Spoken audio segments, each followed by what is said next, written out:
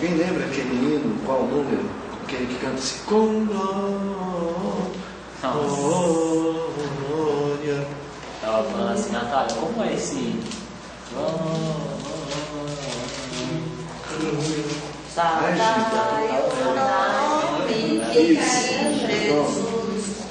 Obrigado. Saudai o nome. Agora a gente vai. 52, né? Eu não ia lembrar, esse número não estava na minha. Alguém falou 52. 52. Muito obrigado. Irmãos, do som, nós vamos dar início. Eu acho que é isso que vocês aguardam.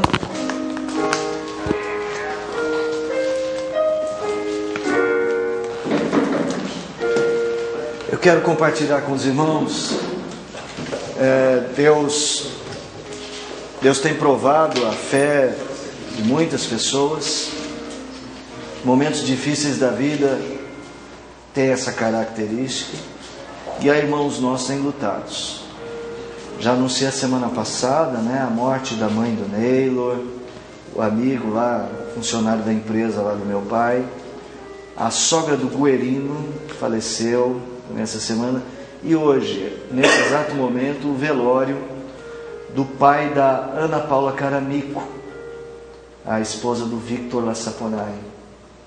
Ele está sendo velado no cemitério Quarta Parada. Ana Paula é aquela que entrou agora no coral, aquela moça loirinha, que é a arquiteta que nos ajudou no projeto da igreja.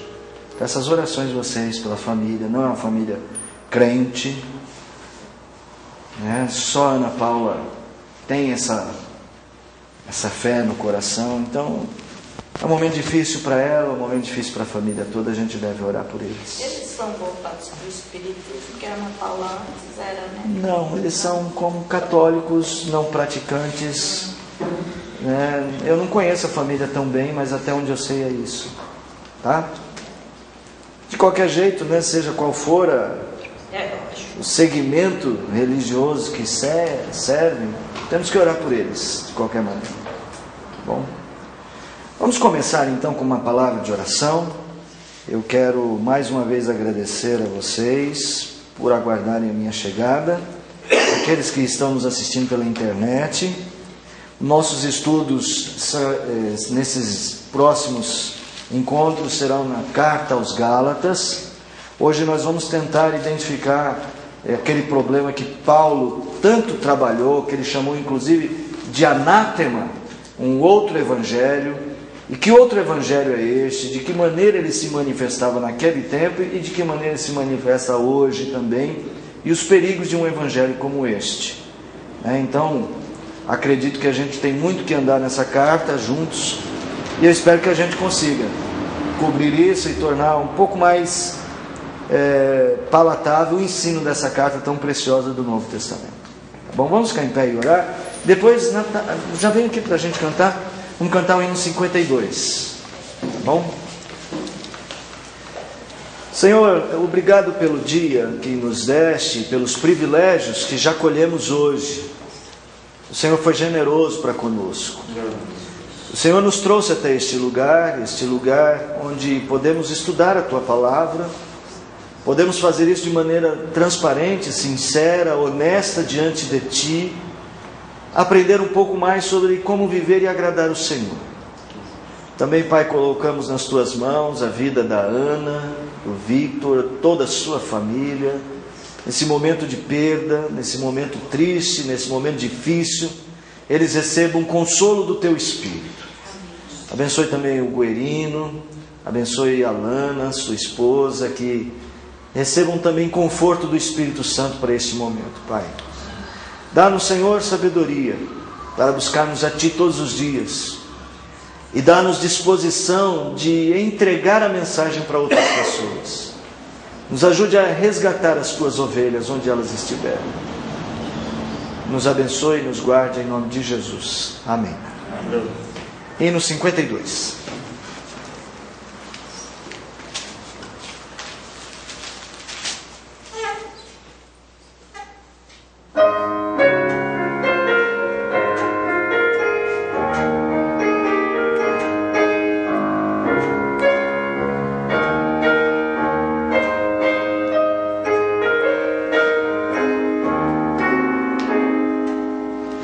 Saudai o nome de Jesus, arcanjos adorai, arcanjos adorai, ao Rei que se humilhou na cruz, com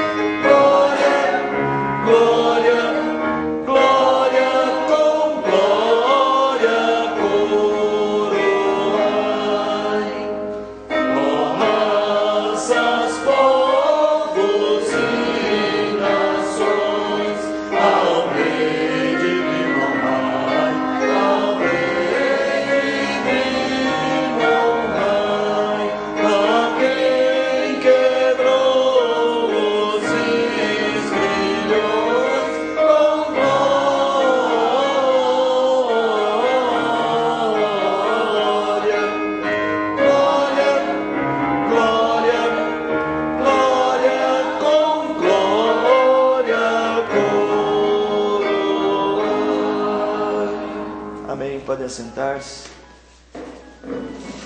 É preciso que você e eu... abra sua Bíblia aí na Carta aos Gálatas. Vamos recuperar um pouquinho do que a gente já viu. É preciso que você e eu entendamos que o apóstolo Paulo está lutando por um evangelho puro, por um evangelho livre de mundanidades, livre de antropocentrismos. Irmãos, às vezes há na prática religiosa humana uma concentração muito grande no ser humano, naquilo que o ser humano, que apraz ao ser humano. Então há uma estrutura, eu já tenho falado muito disso com vocês, mas para mim isso aqui é muito importante que a gente se conscientize dessa estrutura. Há uma estrutura criada por Deus onde todas as coisas deveriam ter significado a partir de Deus. Onde tudo que envolve a nossa vida, quer nós mesmos, quer as outras pessoas ou todas as coisas que estão ao nosso redor, tudo deveria estar centrado a partir de Deus. É o que a gente chama de tel-referência. Deus como uma referência que dá significado a todas as coisas. Porque Deus é o Criador de todas as coisas. Deus é o Senhor do universo. É assim que nós cristãos cremos.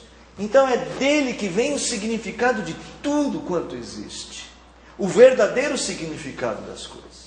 Mas infelizmente, quando o pecado entrou no mundo, o pecado criou um modelo de relação entre nós e as coisas e as pessoas ego-referente. Um modelo onde o homem, ele julga tudo a partir de si mesmo.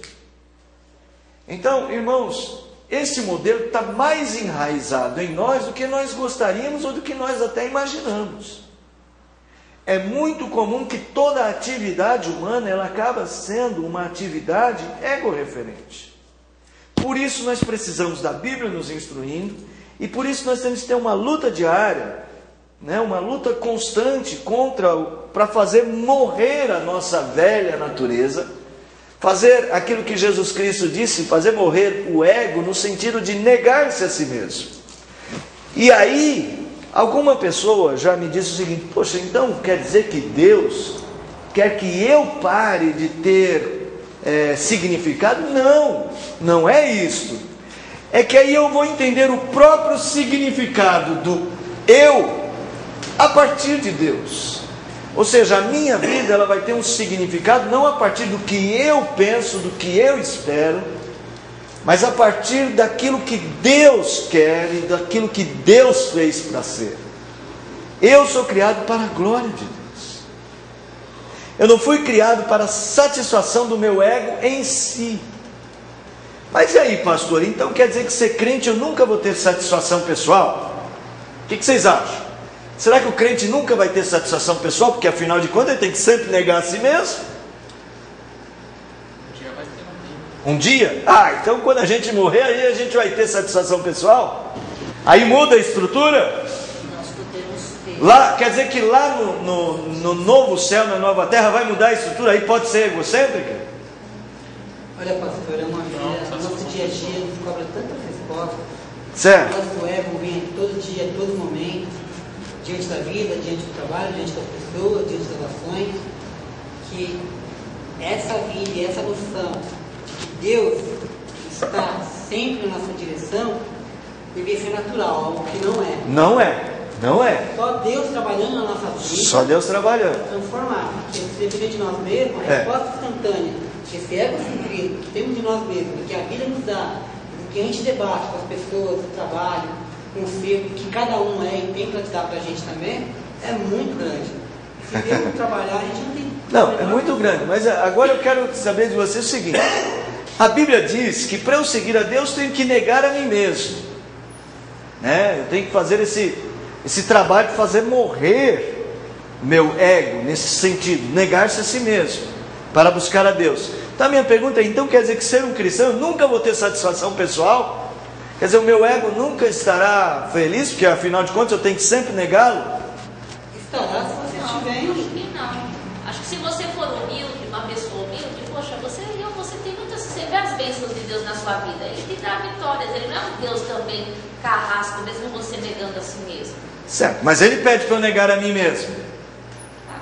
Ele pede. Negar a Vai lá, eu quero ver. Esse negar a si mesmo que ele pede não é negar a si mesmo na íntegra de deixar, de conviver aquilo que eu necessito. Por exemplo, eu tomar um remédio, eu comer uma comida que me satisfaça, Deus não pede que eu negue esse desejo. Mas acho que o que ele está colocando aí é um. Sei, vamos lá, vamos ver, vai lá. A Bíblia diz, por exemplo, que eu não devo ser glutão. Glutão, mas então. Mas ele não Não, diz. peraí, deixa eu ouvir a Ivone, que ela está ali levantando a mão. Quero ouvir a Ivone, vai lá. Pastor, eu penso assim, claro, nós somos pecadores. E desde o momento que eu aceitei Jesus Cristo, eu procuro seguir o caminho de Cristo. Mas sou pecadora, entendeu? Mas eu posso ser realizada assim. Igual eu desde criança, eu sempre gostei de ouvir inglês. É uma coisa minha, que eu gostei. Eu nunca tinha condições, não tinha mesmo, é uma experiência. Não tinha condições de ir lá para os Estados Unidos, ficar um tempo, me dedicar, estudar. E eu de joelho já falei assim: Senhor, eu não tenho condições, mas eu gostaria de estudar. E na minha casa não era fácil, a gente passava muita necessidade. Eu falei assim: me ajuda, Senhor, eu gosto de inglês, eu quero estudar, eu não tenho condições para ir lá. Em pouco tempo, não sei, o serviço, a minha irmã me ajudou, eu estava trabalhando, eu precisava do inglês. Um ano na firma, eu fui para os Estados Unidos, fiquei 5. Eu falei assim: Senhor, me ajuda a educar o listening. Eu só pedi isso.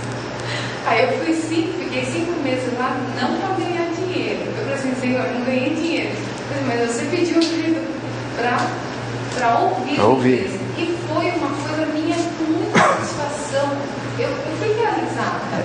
Eu quero conduzir os irmãos a pensarem o seguinte: que quando Deus pede para eu negar a mim mesmo, Deus está pedindo para que eu pare de buscar o sentido da minha vida em mim mesmo.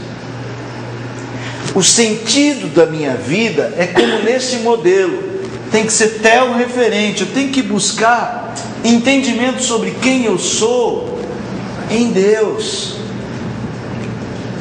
Deus é o meu Pai, Deus é o meu Criador, Deus cuida de mim, Deus que me dá o que eu tenho. É nesse sentido que eu vou encontrar. Quando eu nego a mim mesmo, eu me nego no sentido de dizer: olha, eu não sou suficiente para mim, eu preciso de Deus. A sua vida vai encontrar significado em Deus. E aí vem uma coisa maravilhosa: a sua satisfação, como diz o John Piper, gosto de repetir isso, a sua satisfação estará em Deus. Você se realizará pessoalmente, mesmo que você não consiga ser a pessoa mais bem sucedida deste mundo, porque você tem paz com Deus. É um processo de busca de um tipo de felicidade que não está centrado no homem, que não está centrado no esforço humano. Uma comida gostosa, como a minha mãe falou: olha, não, você come uma comida gostosa, Deus quer que a gente sinta alegria em comer? Lógico, senão a comida não tinha gosto. Deus fez a comida com gosto. Deus fez cada tempero maravilhoso, né? Quem gosta de pimenta do reino? Eu gosto de cominho. Eu acho que o tempero mais gostoso que tem é cominho. Cominho eu ponho em tudo, põe cominho até no pão para comer se tiver. Entendeu? Pimenta, quem gosta. Tempero baiano, que é um monte de tempero junto. Não importa. A própria comida já tem um sabor. As frutas têm cheiro. Olha o cheiro do... Olha não, né? Sente o cheiro do pêssego. Olha o cheiro bom que tem o pêssego, não é? O abacaxi. Ou seja, Deus, Calvino dizia isso, que Deus, Ele foi tão generoso que Ele não deu alimento apenas com proteínas e vitaminas para dar energia ao corpo, pôs sabores nos alimentos. Deus se alegra em que a gente se alegre. Mas quando eu acho o prazer dos alimentos pelos alimentos, no ego pelo ego, aí eu quero comer para encher minha barriga, né? Isso já é pecar a Deus. Quando esse movimento é ego-referente, ele não honra a Deus, e não é a verdadeira felicidade, porque ela é passageira. Mas, por exemplo, quando eu como uma comida muito boa, fala aí uma comida boa que você gosta, Zé? Nossa. Não vale o bolinho de bacalhau, que eu já sei que você gosta. Vou falar de fruta. Fala aí. Fruta, às vezes eu falo com a senhora. Eu pego às vezes a pera, eu gosto da pera, né? Quando eu pego a pera que a gente come, aquelas peras grandes assim, eu falo para ela: nossa, como Deus faz uma coisa tão maravilhosa. Isso.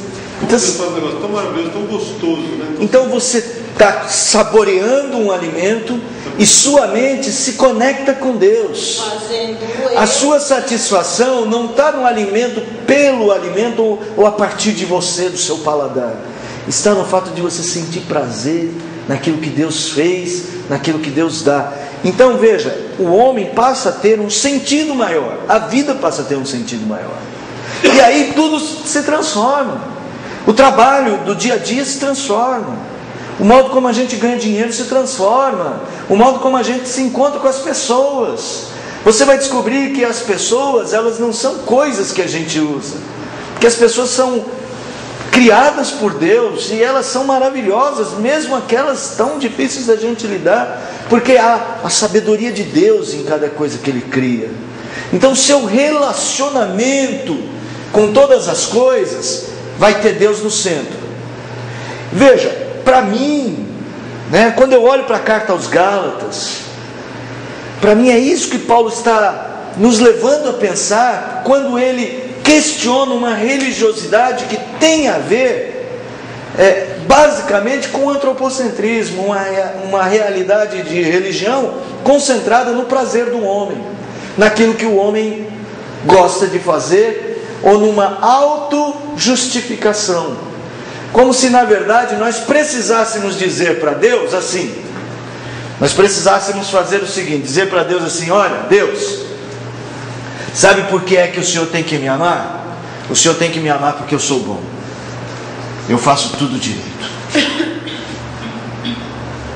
E aí, na verdade, este ser humano, ele sente prazer em si mesmo. Ele não saboreia uma coisa maravilhosa que Deus fez.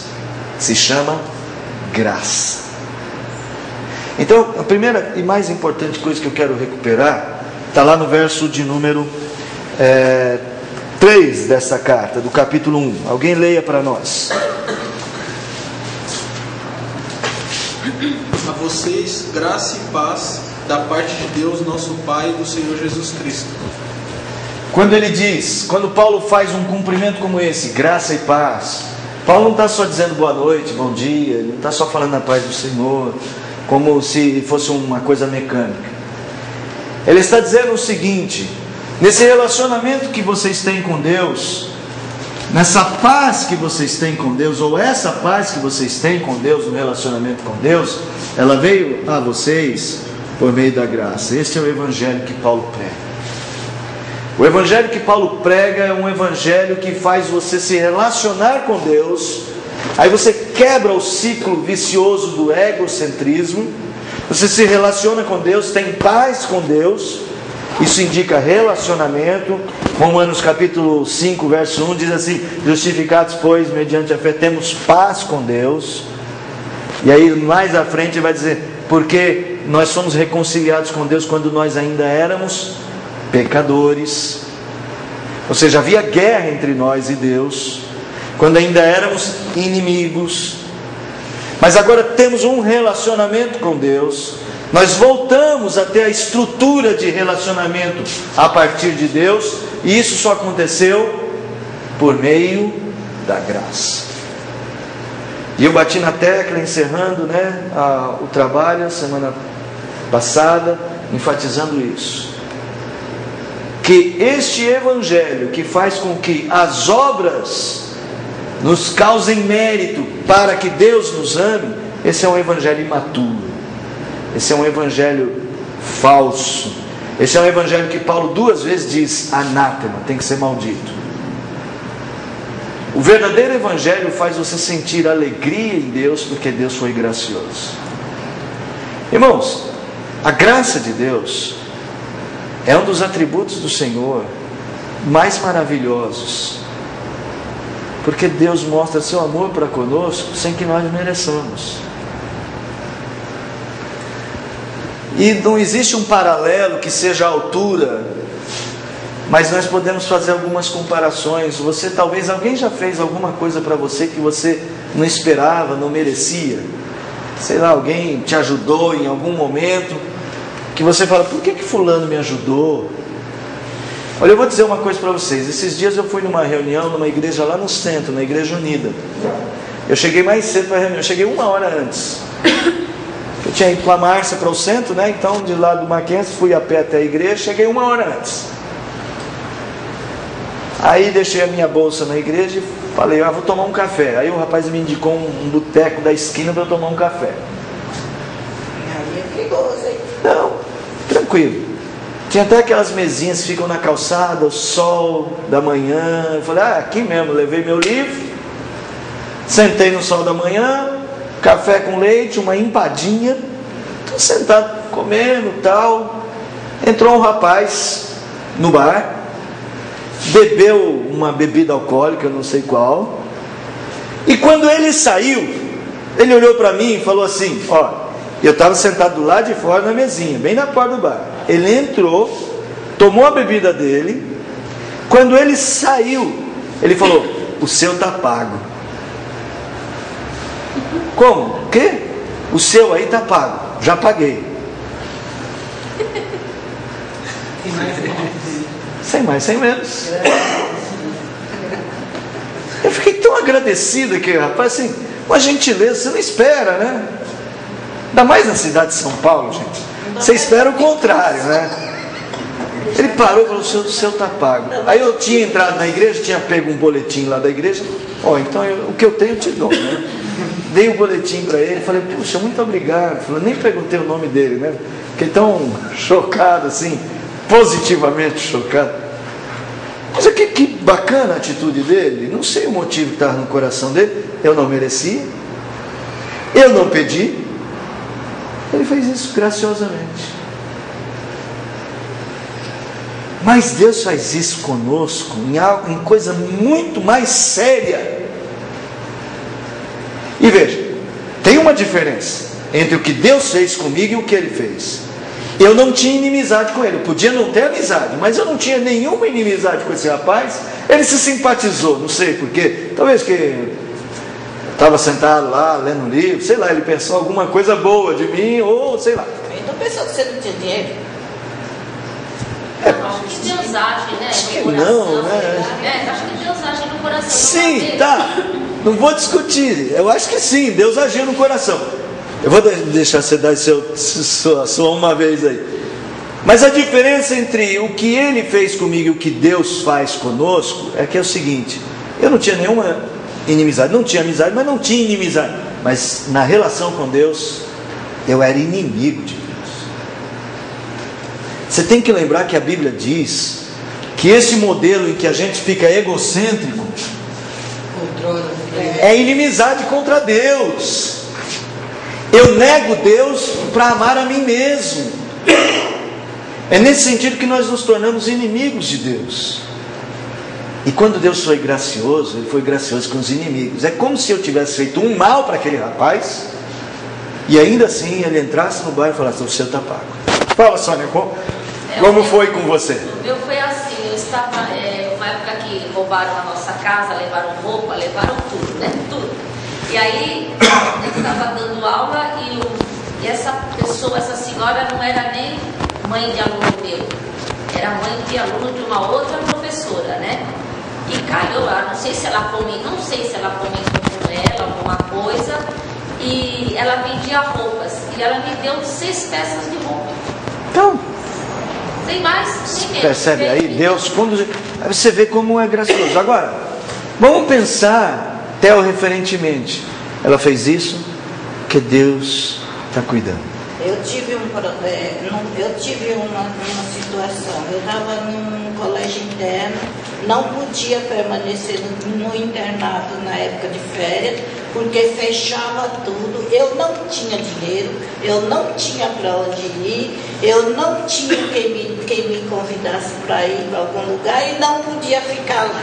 A única coisa que eu podia fazer é trabalhar na casa do diretor, que morava na cidade, durante as férias. E eu não sabia fazer nada, como não sei até hoje, de casa, né? E agora, o que é que eu faço? E todo mundo indo embora, e eu ficando, e naquela agonia: meu Deus, todo ano eu recebo Covid, esse ano não recebi. No último dia, chegou uma carta, a minha passagem paga, o lugar onde eu ia ficar, a igreja onde eu ia trabalhar, passagem de avião para Anápolis, e eu fui no último dia. Graciosidade de Deus. Irmãos, é importante que nós aprendamos a nos desarraigar deste mundo, tirar nossas raízes deste mundo, colocar as nossas raízes em Deus. É desse tipo de evangelho que Paulo está falando.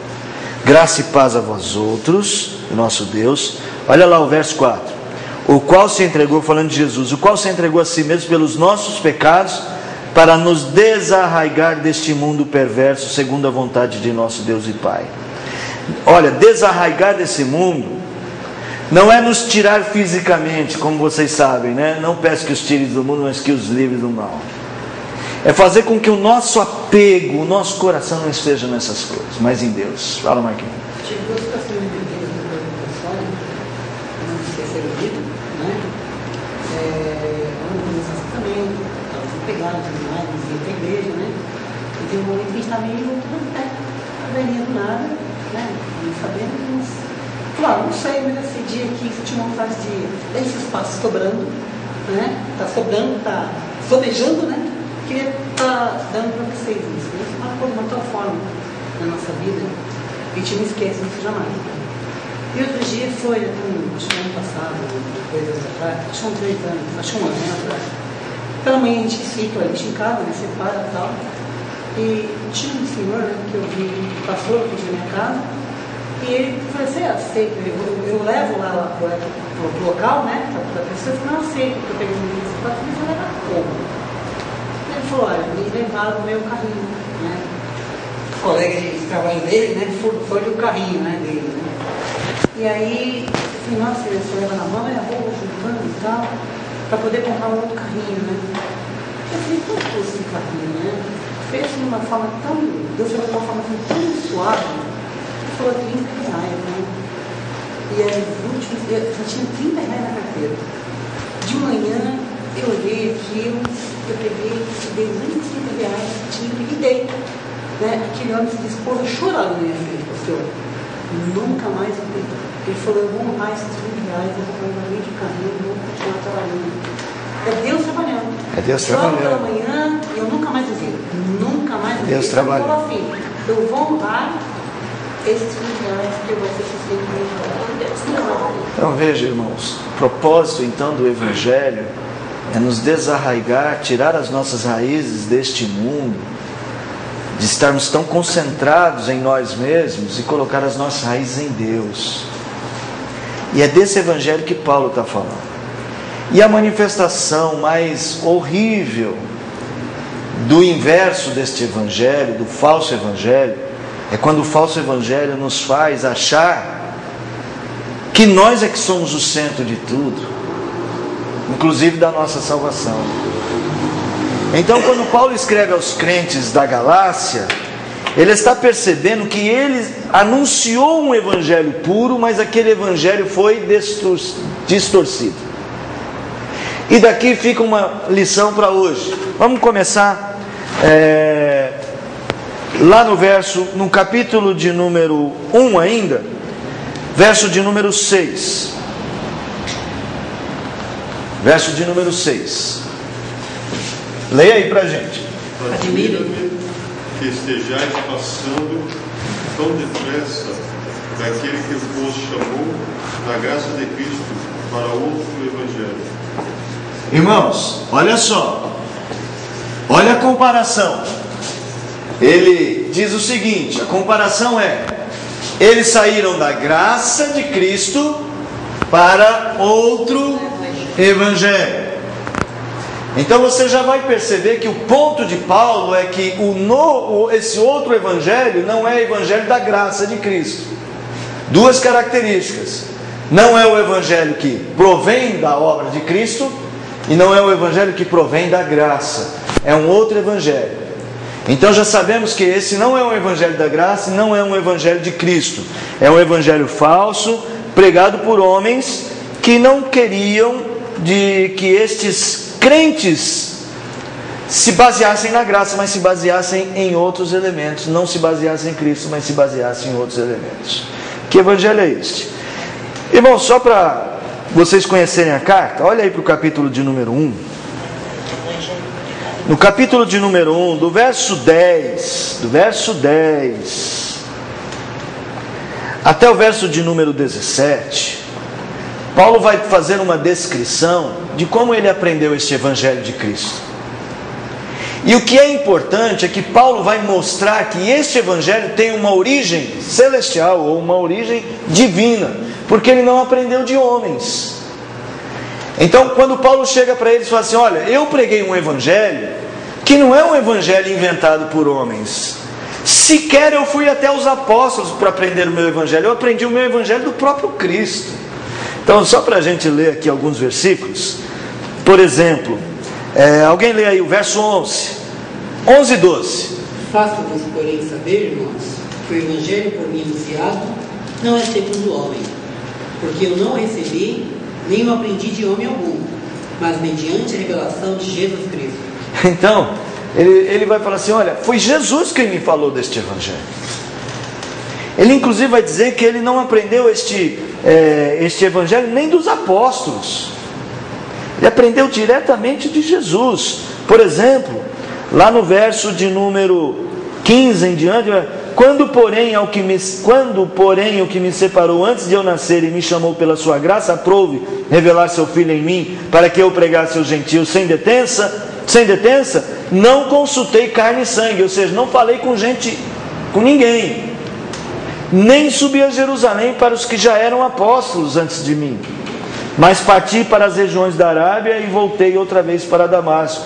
E possivelmente nesse período de exílio na Arábia, ele teve o que a gente pode dizer, aquele chamado, aquele encontro místico com Cristo, para um discipulado. Ele não dá detalhes, mas na carta aos Coríntios, na segunda carta aos Coríntios, Paulo fala assim, que ele subiu até o terceiro céu, lembram disso? E viu e ouviu coisas inefáveis, grandiosas revelações. Então muita gente atribui, eu também atribuo, que este período na Arábia foi este período chamado aqui místico, de encontro com Jesus, com Cristo ressurreto. Pastor, a gente percebe que a Bíblia, que ela se refere aos apóstolos, à passagem, ela nunca... Ela trabalha o homem, o tempo, ela prepara, Deus prepara, né? Deus prepara, né? Retira, prepara, fez com Moisés, com Abraão, com Paulo, vai preparando. Foi assim com os apóstolos. Muitas vezes a gente vê de ouvir, né? Não precisa se preparar, não precisa ir buscar, não precisa estudar, não precisa. Como se isso não fosse fundamental, né? Até para não à toa, nós temos às vezes tantas crentes, tão crianças na fé, né? Pouco instruídos, pouco versados na palavra da verdade. É óbvio que o Senhor cuida dos seus, com muito conhecimento, com pouco conhecimento. O Senhor dirige a sua igreja. Não é uma regra que seja igual Paulo, igual Moisés, que Deus leva 40 anos para o deserto. Há pessoas que Deus chama e já põe no fogo para o trabalho. Mas é sempre bom esse preparo, sempre bom conhecer o Evangelho, sempre amadurecer a sua fé, sempre é bom. Então esse capítulo de número 1, ele aponta muito para isso. Paulo está fazendo uma importante definição do Evangelho, é o Evangelho da graça de Cristo, e aqui ele vai mostrar que este Evangelho que ele ensinou primeiramente aos Gálatas, lembra que eles estavam passando desse para aquele, porque esse foi o que ele ensinou. Este Evangelho ele não recebeu de homens, e eles estavam recebendo esse Evangelho de homens. É isso que Paulo está dizendo. E eles foram tirados daí. Sim, e eles foram, como ele diz assim, vocês estão mudando. É de admirar que vocês estejam mudando o Evangelho que vocês receberam para um outro.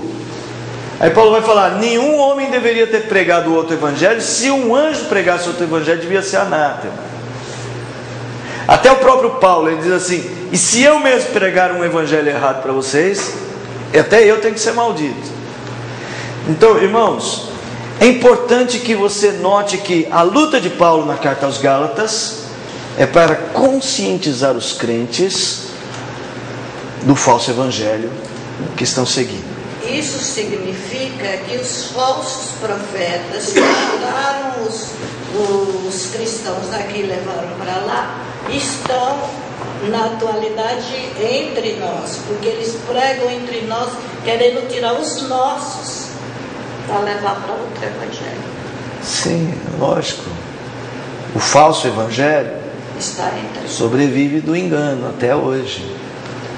E é de convencimento, e quantas pessoas e muitos vão atrás, como os crentes de da Galácia. Por isso Paulo diz o seguinte, que isso era a grande insensatez dos crentes da Galácia.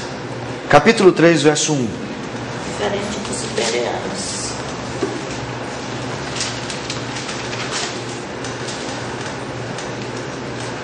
Quem achar aí pode ler. Ó Gálatas insensatos, quem vos fascinou após outros, ante cujos olhos foi Jesus Cristo exposto como crucificado? Gálatas insensatos, quem vos fascinou? Veja, este novo Evangelho é um Evangelho que quer fascinar. A arma de conquista dele é de criar uma impressão sobre o coração das pessoas que torna esse evangelho aparentemente melhor que o outro, melhor que o evangelho da graça de Cristo. Porque o evangelho da graça de Cristo é um evangelho muito simples. Crê no Senhor Jesus Cristo, será salvo tu e tua casa. Meus irmãos, esse outro não mexe na materialidade do homem? Também, pera lá, nós vamos ver isso aí. Vamos pegar aquele momento em que Pedro pregou aquele sermão que 3.000 pessoas se converteram no único dia. O que aconteceu naquele dia? Vocês lembram? Qual foi o acontecimento, o pano de fundo daquele sermão de Pedro? Foi após a descida do Espírito Santo. Isso. O que aconteceu na descida do Espírito Santo? Veio o som como de um vento impetuoso, línguas como de fogo pousaram sobre eles, e eles passaram a falar em outras línguas. As pessoas que estavam ouvindo, quando eles falavam em outras línguas, o que as pessoas faziam? Não entendiam. Não, eles entendiam na sua própria língua materna. Eles se perguntavam: o que está acontecendo? Esses aí não são pescadores? Como é que nós estamos ouvindo eles falarem? Eles não são galileus? Como é que nós estamos ouvindo eles falarem na nossa própria língua? Eles começaram a ter o quê? Uma dúvida, uma preocupação. E alguns chegaram a uma conclusão. Qual que é? Eles estão bêbados, embriagados. Gente, no momento das línguas houve conversão? Naquele momento, não. Quando é que houve conversão? No sermão de Pedro. Quando Pedro prega. Olha que interessante. A pregação de Pedro foi do Evangelho da Graça, que esse Cristo que vocês crucificaram, Deus o fez Senhor. E Paulo, Aí eles levantam e falam: o que a gente tem que fazer para ser salvo? Arrependei-vos dos vossos pecados e crede. e Paulo usa Pedro como exemplo. Ele diz assim: pois aquele que operou eficazmente em Pedro para o apostolado da circuncisão também operou eficazmente em Que aí é a discussão no capítulo 2. Então veja, irmãos, estes homens aqui não aceitavam um simples evangelho, que a fé vinha pelo ouvir da palavra. Eles não aceitavam isso. Então eles queriam incluir no evangelho algo que fascinasse. É o evangelho e o algo mais, Cristo e mais alguma coisa. Eu não acredito que eles estavam dizendo: Cristo não serve para nada. Vem cá, isso aqui é muito bom, mas gente, isso aqui é muito pouco. Nós precisamos de alguma coisa a mais. Esse evangelho de vocês aí é um evangelho muito pequeno. Vocês precisam de uma coisa a mais. É um evangelho infalível. Hoje em dia tem isso? Tem show da fé.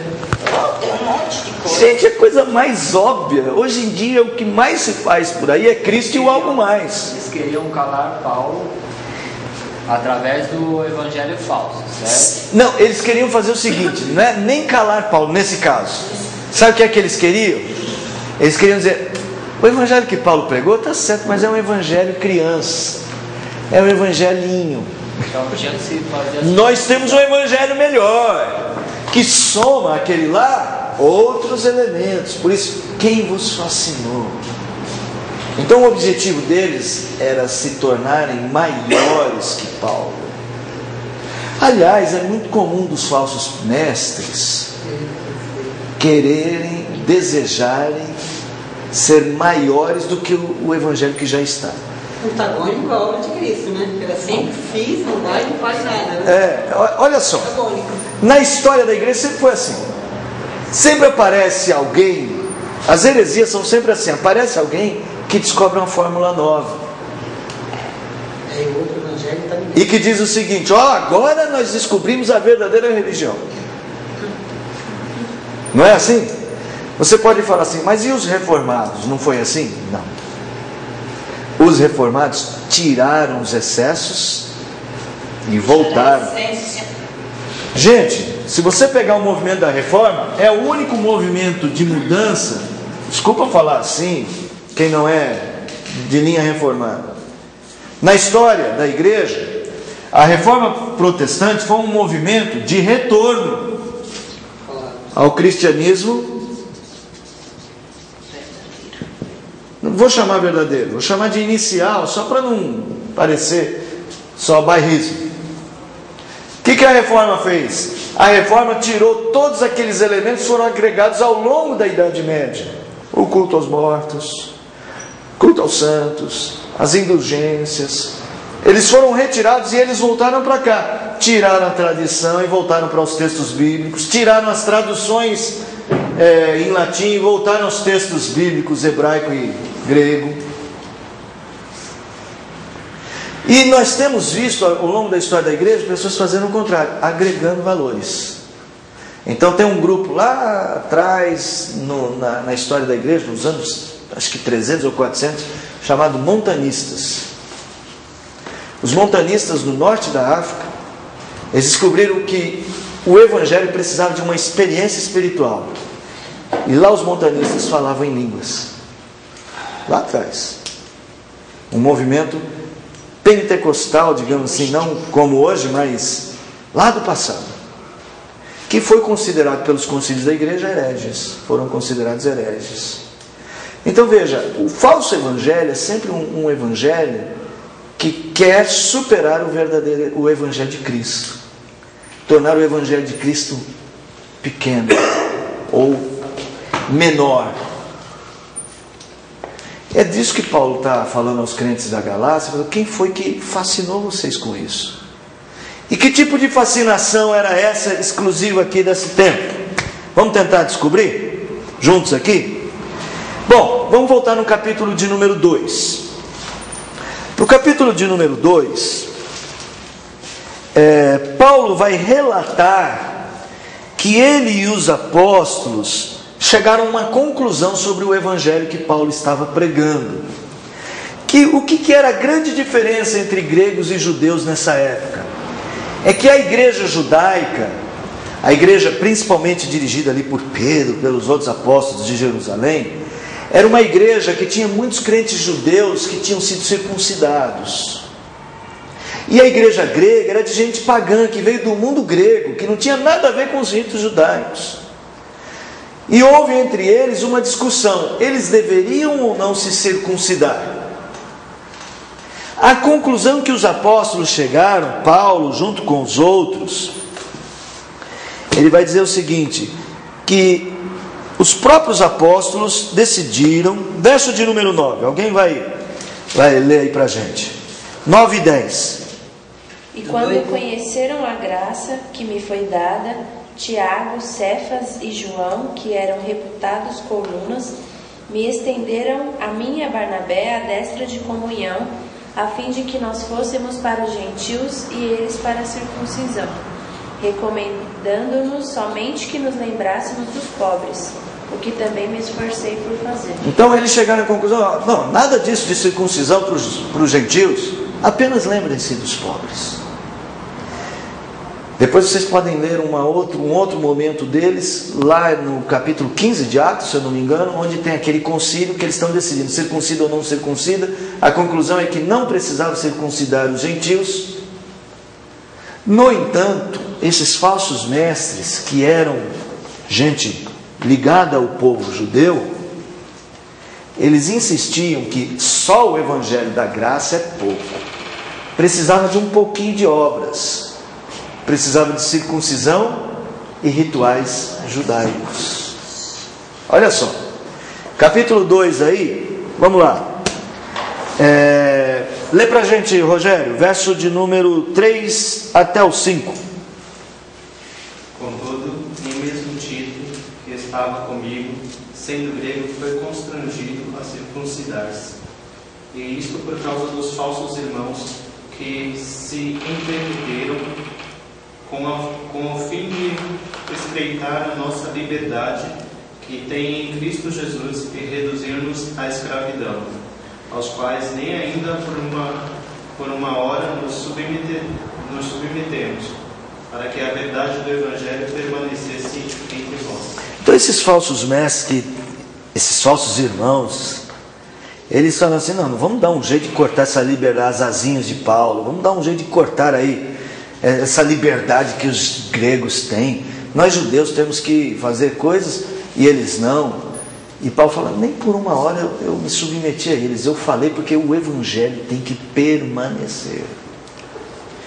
Então, irmãos, a grande discussão de Paulo com eles é que era o seguinte: nós fomos justificados somente pela fé em Cristo, e não por nossas obras, mas pela graça de Deus. E quando você inclui outros elementos, você está dizendo, mesmo às vezes sem querer, que só a graça não basta, que só o sacrifício de Jesus não basta, que só crer não basta. Você tem que dar um jeitinho para ajudar Deus.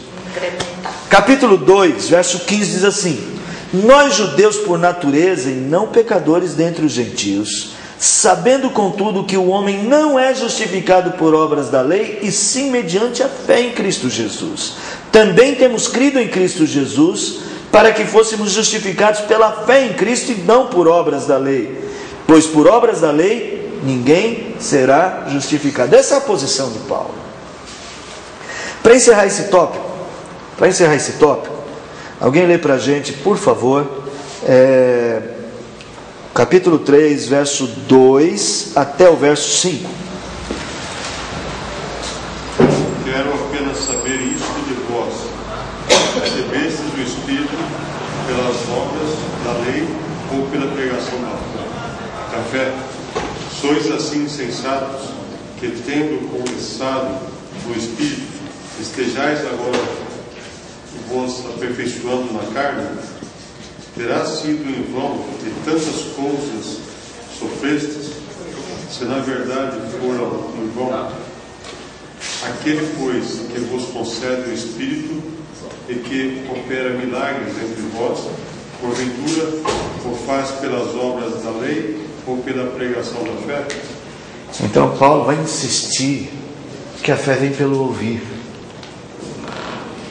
Ele fala, vocês foram salvos. É salvos que ele usa aí? Não é salvos, Vocês foram. Perdão, não é salvos, saber o Espírito. Tem um nome que ele usa aqui. Começado no Espírito. É aquele que estejai-vos aperfeiçoando, tendo sido em uma... Porventura, não é isso mesmo, que recebesse o Espírito, né? Vocês receberam isso pela pregação da fé ou pelas obras da lei? Foi pela obra do Espírito ou pelas obras da carne? E aí você vai perceber que a discussão dele vai partir daqui para ir crescendo, até chegar lá na frente, no capítulo 5, que vocês conhecem tão bem, que diz assim que a carne milita contra o Espírito. Você vai ver que ele está construindo um argumento que lá na frente ele vai chegar ao ponto máximo. Então, irmãos, vamos lá. O que eram essas obras da lei? Eram os rituais. Os rituais. Ele vai descrever um pouco deles mais à frente, né? Por exemplo, lá no capítulo de número 5, né? Ele vai falar sobre circuncisão. Capítulo 5, verso 1. Alguém pode ler? Para a liberdade foi que Cristo nos libertou. Permanecei, pois, firmes, e não vos submetais de novo a jugo de escravidão. E ele está falando, o que é esse jugo de escravidão? É a ideia de que tem que guardar o sábado, tem que guardar os dias santos, tem que me guardar numa dieta alimentar X, tenho que me circuncidar, principalmente a circuncisão. Então, Paulo vai dizer o seguinte: na verdade, eles estavam usando a lei de uma maneira errada. Estavam tentando se justificar pelas obras da lei, e a justiça vem pela fé. Isso acontece entre nós hoje? É sempre bom a gente fazer essa pergunta. Acontece. Aquele crente, por exemplo, que acha que ele é mais santo que o outro porque ele deu dízimo. Eu estou num patamar acima. Ele não faz por amor. Ele faz para conquistar méritos. Não sei se fica claro isso para vocês. Se fosse uma barganha. Se fosse uma barganha. Como se fosse eu provando para Deus que eu realmente sou bom.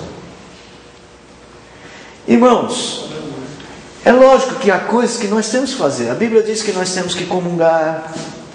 A Bíblia diz que nós temos que conviver com os irmãos. A Bíblia diz que nós temos que orar. A Bíblia diz que temos que meditar na lei de Deus de dia e de noite. O dever de orar sempre sem cessar. A Bíblia coloca alguns deveres sobre a nossa vida. Mas ela jamais coloca esses deveres desse ponto de vista. Tudo que você está fazendo, você é melhor que os outros. Você é mais santo para mim do que porque você faz. Até, só completar, Jesus Cristo diz assim: quando vocês tiverem feito tudo que tinham que fazer, sabe o que vocês devem dizer? Somos servos inúteis. Mas também a Bíblia diz: fazei tudo para agradar a Deus e sempre. aos homens. Isso aí, pode falar, Marquinhos. Quando eu completando isso, mais que você faça isso, que a forma como você faz isso for um ritual, é obra da carne. Como se é obra da carne. É uma confiança que você põe em você mesmo. Então, até onde nós vamos progredir nesse nosso estudo é entender o seguinte: que cada vez que a sua fé é movida desta forma, né? Movida dessa maneira mesquinha de tentar colocar sobre Deus um jugo dele está te devendo qualquer coisa, você está na carne. Irmãos, por exemplo, há pessoas que querem provar santificação com trabalho. Se enche de trabalho na igreja, faz de tudo que tem para fazer na igreja. Isso nós temos que aprender a fazer isso como resposta, como gratidão. Nós temos que estar livres no nosso coração para fazer o melhor para Deus por gratidão pelo que Ele fez. Nunca para tentar mostrar nada para ninguém, nem para Deus, muito menos. Faz tudo e ainda critica os que não faz. Né? Por isso nós temos que desenvolver fortemente aquela consciência. É obra da carne duas vezes. Tem que colocar aquela consciência de que quanto mais a gente fizer, mais caladinho a gente tem que ficar. Para que a gente não deixe no nosso coração nenhuma soberba pelo que fizemos. Porque a gente luta contra a carne. Nós lutamos contra o egocentrismo. O Marquinhos falou assim: é tão difícil. É difícil. É uma luta constante. E na fé não é diferente. Começa a crescer na fé, começa a dar um passo, dá 2, dá 3, daí um pouco você já está meio estrela, você já acha que está abafando, que sem você o evangelho não é mais o mesmo, né? O que seria da igreja sem mim? Isso aí começa essas coisas, né? Gente, isso está cheio de gente. Está cheio de gente que quando a igreja não faz o que a pessoa quer, sabe o que ele faz? Para dar um desconto da igreja, ele se afasta. Agora eles vão sofrer. Quero ver como é que eles vão fazer. Eu quero ver como é que eles vão se virar sem mim.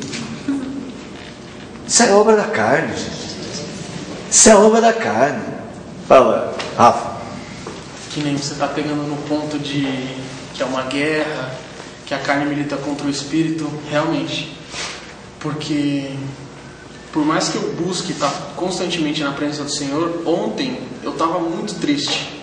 Sim, porque é difícil você negar a si mesmo, negar os seus prazeres da carne para fazer a vontade de Deus. Isso é difícil. Só que é uma tristeza que sobrecai sobre a minha carne, mas não sobre a minha alma. A minha alma se alegra, mas a minha carne chora. E assim, esses dias eu tava ontem triste por conta disso, porque eu falo: meu Deus, eu quero te agradar, mas ao mesmo tempo a minha mente deseja coisas que não são segundo o coração de Deus.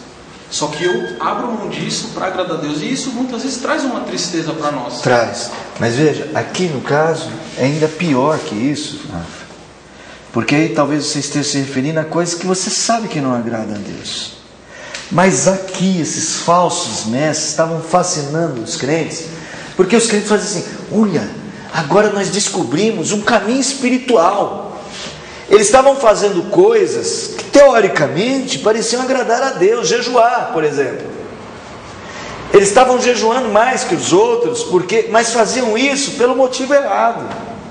Faziam isso para mostrar para Deus alguma coisa. E eles se alegravam nisso. Eles se alegravam nisso. Aliás, irmãos, nesse caso aqui, nesse tipo de comportamento, a mente se sente prazerosa consigo mesma.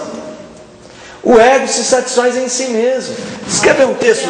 Só para não dizer que eu estou empurrando para o texto essa coisa. Abra aí em Oséias, Amós e Oséias, os dois têm isso. Fechando com a ira de Deus, né? Que é um estudo de domingo, né? Apesar de que aqui... Também, a ira vindoura de Deus, né? Eles se vangloriavam disso. Peraí, vamos abrir esses textos. Amós, eu falei, Amós capítulo 4. Amós é mais evidente ainda que Oséias. Se bem que Oséias é bem claro sobre isso também. Amós capítulo 4. Acharam aí? Olha só, verso 4 diz assim: vinde a Betel e transgredi, a Gilgal e multiplicai as transgressões. Isso eram locais de adoração, templos lá na região de Samaria, tá? na região de Efraim. A cada manhã, mas como é que eles faziam isso? Como é que eles transgrediam? Como é que eles multiplicavam transgressões? O que é que eles estavam fazendo? Vamos ver. E cada manhã trazei os vossos sacrifícios, e de 3 em 3 dias os vossos dízimos, e oferecei sacrifício de louvor, do que é levedade, e apregoai ofertas voluntárias e publicai-as. Eles só faziam coisas espirituais, gente. Trazia dízimo, fazia sacrifício, fazia louvor. Mas por que isso é transgredir Deus? Por que isso é multiplicar a transgressão? Olha o final do verso. Porque disso gostais. Eles faziam isso não por causa de Deus. Diz que eles tinham prazer. Eles faziam isso por causa deles mesmos. Eles tinham um movimento egocêntrico na sua adoração. Eles faziam o que lhes dava prazer. Por que vocês vêm no estudo bíblico toda quarta-feira? Porque é o melhor lugar do mundo para estar. Porque é o melhor lugar do mundo para estar. Porque eu amo estudo bíblico. Porque eu gosto de intelectualidade. Eu gosto que o pastor fala e mexe com a minha intelectualidade. E o pastor, por que dá estudo bíblico? Não, porque eu gosto de falar coisas difíceis. Se isso estiver só saindo de mim, para mim mesmo, isso é obra da carne. Anátema. Seja anátema. Isso mesmo. Nós temos que fazer porque nós amamos Deus, porque amamos aprender, porque desejamos servir a Deus melhor. Sabe, isso é o evangelho da graça. É o evangelho que o que importa é agradar a Deus. E aí nós nos alegramos porque Deus fala. Sabe quando você sai de um lugar que Deus esclarece a sua mente? Você fala assim, puxa, Deus me esclareceu. Quer dizer, é um movimento onde Deus dá sentido. Deus que tem que dar sentido a isso aqui. Como a todas as coisas que nós fazemos, em particular, aquelas que fazemos para a religião. Só tem verdadeiro sentido se Deus estiver no centro das nossas ações. Então Paulo, nós vamos encerrar hoje aqui nesse ponto, capítulo 2, comecinho do capítulo 3, dizendo o seguinte para os irmãos: o problema que Paulo está enfrentando deste outro evangelho é que este outro evangelho, ele estava usando as obras da lei de maneira carnal, e isso fascinava as pessoas. Por quê? Quando você faz, subi no monte para orar, fui de madrugada orar. Aí a pessoa desce do monte e fala assim: gente, você não sabe que ontem, que coisa poderosa, fui no monte orar. Vi tanta luz lá, né? Vi luz, vi anjo, vi de tudo, coisa de Deus. Pergunta, foi legal, né? Irmão, toda vez que a tua espiritualidade tua busca de Deus te levar a contar vantagem sobre os outros, cuidado. Ela pode ter sido carnal. Pode ter sido uma busca carnal. E você foi enganado pelo seu coração. Que Deus não conhece os quadrinhos. As nossas experiências com Deus, um efeito que você vai perceber se ela veio de Deus ou não, é se ela te leva ao quebrantamento e à humildade. Mas se você tem experiências de Deus que te leva à vanglória, meu Deus. Agora, nós presbiterianos temos que tomar muito cuidado. Todo crente tem que tomar cuidado. Cada crente tem que tomar cuidado com a área, cada grupo. Antes de falar de nós, vamos falar de outros grupos. Pentecostais, tem que tomar muito cuidado. Que às vezes essa facilidade com que eles lidam com experiências mais místicas torna todo mundo aquilo. Ou não? E nós crentes presbiterianos é o outro lado. Essa experiência que nós temos com a palavra faz a gente ficar meio nariz empinado. Anda de sapato alto. Pastores como eu, vocês têm que orar muito pelos pastores. Muito mesmo. Especialmente por mim. Pode orar pelos outros, mas não esquece de mim. Ser um pastor é uma coisa assim que precisa muito da graça de Deus. Você está falando, as pessoas estão ouvindo. E isso pode subir ao coração. Não tenha dúvida. Você tem que orar pelo quebrantamento constante da vida dos pastores. E uma coisa que eu tenho percebido, que às vezes pastores com treinamento teológico como o meu, pastores presbiterianos e outros, tem a tendência a achar que os outros são tudo ruim, ninguém presta. Nós temos que tomar muito cuidado. Deus, pela misericórdia dele, tem sempre colocado, sempre não, mas Deus tem colocado muitos pastores, verdadeiros pastores. Mas toda vez que a soberba toma conta de um coração, nós estamos vendo alguém agindo na carne. Agora, Deus ama tanto a sua igreja, que alguma coisa Ele faz para que isso mude. Que Ele ama a sua igreja. Então esse é o problema que nós vamos começar a investigar na carta dos crentes da Galácia. Vamos ver como é que Paulo vai argumentar em favor do Evangelho da Graça com esses crentes, ensinando um caminho diferente para eles, fazendo-os repensar. Talvez o que Paulo está fazendo com eles, nós devamos fazer sistematicamente com o nosso próprio coração. E aí vocês vão ver Paulo lembrando as histórias do Velho Testamento.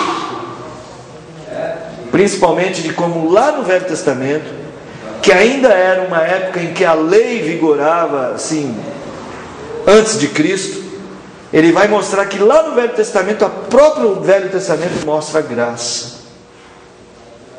como o fundamento da nossa fé. Ou seja, tudo sempre está centrado em Deus. Ok?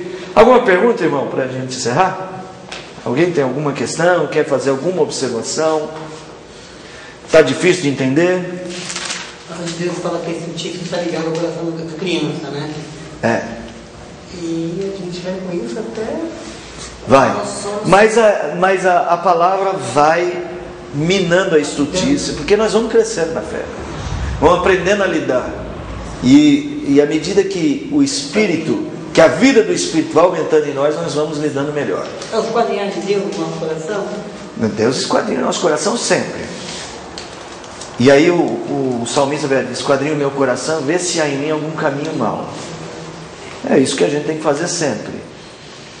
E agora usar os recursos que Deus deixa para a gente crescer no Espírito e não ceder às obras da carne, né? Tá bom?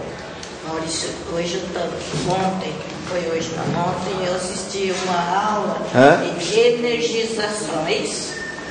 Deve ser, não sei, não assisti? Eu não assisti, não sei. Eu tive uma aula de energização. Eu estava sentada perto de uma pessoa E ela fala assim, eu não acredito nisso, porque Cristo, escuta bem, Cristo quando veio ao mundo, ele não usou essas coisas, ele usou só a palavra. Então nós temos, eu descobri que ela é católica, nós temos que rezar muito para que o nosso corpo seja energizado. Eu disse assim, isso é uma cultura, aí eu comecei, isso é uma cultura oriental. E aí ficamos nós duas ali, e a pessoa que estava dando a aula depois distribuiu pedras, porque ela tinha a mesa cheia de pedras. Ainda bem que ela não jogou, né? Não, a energização era através das pedras, que é uma cultura oriental, né? Que eles usam até nas clínicas isso, tem clínicas que fazem tratamentos com pedras, né? E fazem agulhas também. Agulhas, essas coisas, né? Aí eu fui falar que isso aí cada um tem a fé que escolheu, que coloca a fé naquelas pedras, e depois nós entramos em Cristo, e nós ficamos ali, nós duas, né?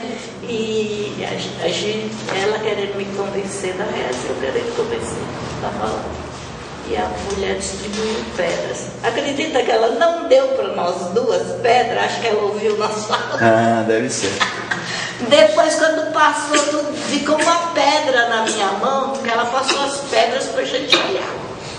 E a pedra ficou na minha mão, e depois eu disse, olha, você não me deu nenhuma pedra, mas essa que estava na minha mão, e eu vim te entregar, é sua. Ela olhou assim e disse assim, fica para você, vou te dar mais outra, me dê mais pedra. Uma vez eu fui fazer um orçamento, trabalhava com marcenaria, fui num apartamento lá na Brigadeiro Luiz Antônio, fui fazer o orçamento. Cheguei na casa, entrei, olhei o espaço e comecei um princípio de orçamento. Não era móveis, não, era gás, instalação de gás.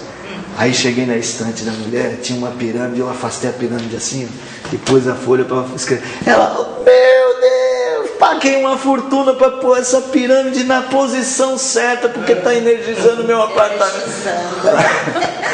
Mas eu gosto de Perdi o orçamento, né? Lógico. Eu gosto de ouvir, Perdi o orçamento. eu saber o que é. Ela pagou uma fortuna porque tem a posição certa para acolher, não sei que raio, de onde que vem, o raio que parte lá, aquela casa.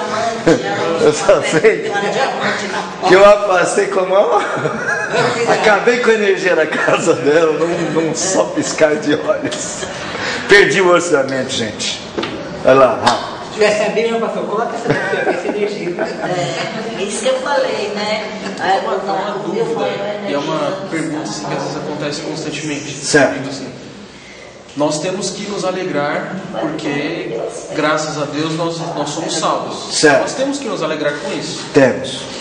Só que, a partir do momento que você decide viver uma vida com Cristo, a caminhada de Jesus não falou que seria fácil. Então isso nos traz muitas vezes, para mim, às vezes, me traz assim, ao que eu falei ontem. Por eu saber que eu sou pecador e por eu saber que minha mente maquina coisas que provém do pecado, eu me entristeço, porque certo. Eu sei que eu desagrado a Deus. Mas eu me alegro com a salvação, mas ao mesmo tempo eu convivo com essa tristeza alguns dias, assim, não sempre. Eu sei. Isso é normal? Eu queria saber isso. Normal, lógico. Nós estamos amadurecendo. O próprio apóstolo Paulo falava, né? Exatamente isso. Paulo falava que bem que eu quero, não faço. A carne milita contra o espírito. A carne milita. E ele admitia que muitas vezes ele queria fazer o bem e não conseguia.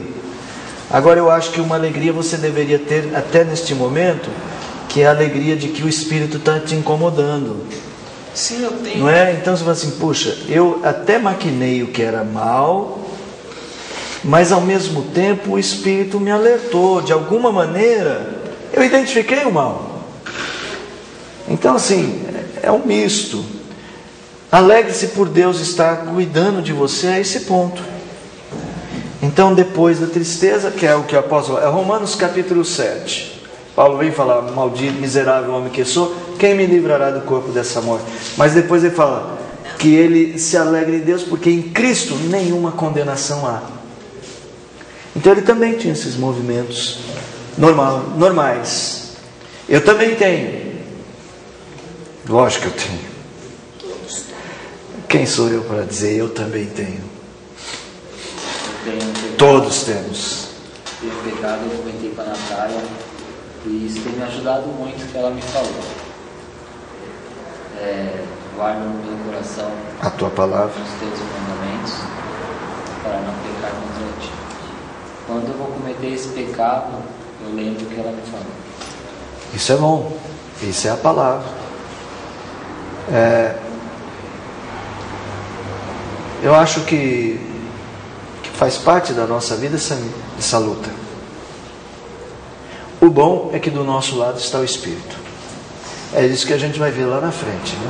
O que a gente deve fazer na carta aos Gálatas para cada vez mais vencer essa velha natureza, essa carne que milita contra o Espírito em nós. E que nem lá os Gálatas, eles se alegravam com as obras. Eles tinham prazer em fazer aquilo, mas não faziam aquilo olhando para Deus. Não, eles faziam aquilo por causa deles mesmos. Eles queriam se sentir os bons. Não que as obras sejam erradas. Não, os motivos. Os motivos eram errados.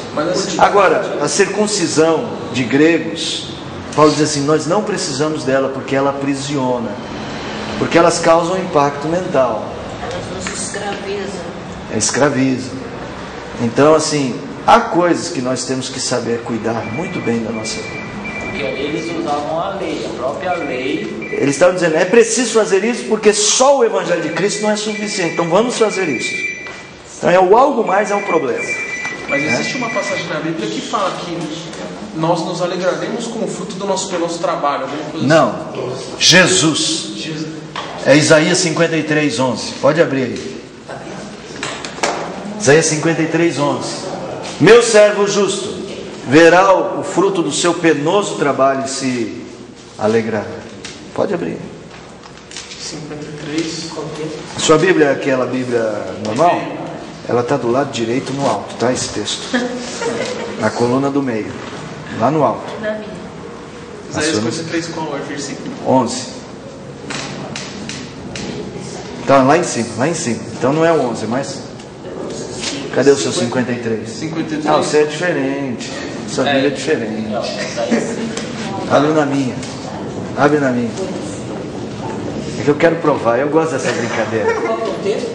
53, 11. Eu gosto dessa brincadeira de que lado da Bíblia está o texto. Isaías. Isaías. Velho Testamento. Está do lado direito no alto. Na coluna do meio, central. Na coluna central. A sua é com o Inário, Zé? Leia 53 anos. Ele verá o fruto do penoso trabalho de sua alma e ficará satisfeito. O meu servo, o justo, com o seu conhecimento, justificará muitos, porque as iniquidades deles levará sobre si. Então aí Jesus se alegra é Jesus. Com o nosso penoso trabalho. Não, com o fruto do penoso trabalho dele, que é a cruz. Ele verá o fruto do seu penoso trabalho, não do seu, do dele, que é a cruz. E aí ele ficará satisfeito porque ele nos justificou lá. Essa é a satisfação dele. Então é isso aí, meus irmãos. Tá bom? Só queria compartilhar. O que você sente, né? Como o pastor falou, a gente todos nós sentimos. Mas eu percebo assim, que você passa por um momento, um dia assiste, né? E aí que você percebe que você tem esses pensamentos, né? O bem e o mal, aí que você percebe que você é um escolhido de Deus. Porque se você não fosse um escolhido de Deus, você estaria pensando essas besteiras e estaria fazendo. Sentindo prazer, seria normal para você. E vivendo nisso, vivendo no pecado. Né? Exatamente. E nós, como Espírito de Deus, não, você sente aquela tristeza, como às vezes você passa o dia todo dia, às vezes você tem um culto maravilhoso, né, no domingo, chega segunda-feira de manhã, parece que o diabo parece que te tenta em todas as coisas terríveis. Aí você fala: puxa vida, eu tive um domingo tão bom, né, um domingo tão bom, tão abençoado. Exatamente. E logo de manhã já estou um lixo. Mas o fato de ainda lembrar do domingo, bom, E sentir tristeza pela segunda-feira ruim já é um... É ruim, mas é bom. Mas é o enfoque que vem. É ruim, mas é bom. O grande problema é quando a nossa consciência se acostuma a não... Isso. O grande problema é quando você sai do domingo e fala, ouvi tudo isso, vou continuar do jeito que eu estou. Só volta no outro domingo para tornar. Meus irmãos, nós vamos encerrar, mas eu quero que vocês tenham liberdade para perguntar. Nosso estudo bíblico é bom para isso, para a gente interagir, para vocês também contarem as experiências de vocês. Sempre ajudam a gente até usar os exemplos que vocês levantam. Assim fica mais gostoso o nosso estudo. Hoje estamos nos reunindo aqui embaixo porque nós estamos fazendo a pintura lá do berçário, das escadas, né? Porque logo a gente precisa começar a usar esses espaços. Então eu peço paciência a vocês, mas essa semana a gente está com essa obra lá em cima, tá bom? Alguma pergunta mais? Vamos encerrar com uma oração? Vamos ficar em pé? Não esqueçam de orar pela Ana, pelo Vitor, pela família deles, tá bom? Agradecemos, Pai, o encontro que tivemos com a Tua Palavra. Agradecemos porque reconhecemos que o Evangelho da Graça é o que realmente é o verdadeiro Evangelho, é o Evangelho que Cristo morre na cruz por nós. E é suficiente. Ajuda-nos a crer nisto. Ajuda-nos a colocar o nosso depósito de fé em Cristo Jesus. Livra-nos, ó Senhor, de qualquer vanglória. Livra-nos de confiar na nossa própria carne. Livra-nos, Senhor, de qualquer tipo de influência de um falso evangelho que coloca no ser humano a saída da sua salvação. Senhor, te agradecemos pelo apóstolo Paulo, pela vida deste homem, que tanto nos abençoa até os dias de hoje. E na história da igreja, por tantas pessoas que foram preservadas do falso evangelho. E te louvamos também por nós, pela Igreja Presbiteriana do Brasil. Agradecemos por todas essas bênçãos. Abençoe nossos irmãos enlutados. Conceda-lhes paz ao coração. E a todos nós esta noite, leva-nos para os nossos lares em segurança, Senhor. Nós oramos, rogamos em nome de Jesus. Amém. Muito obrigado, irmãos. Que Deus abençoe.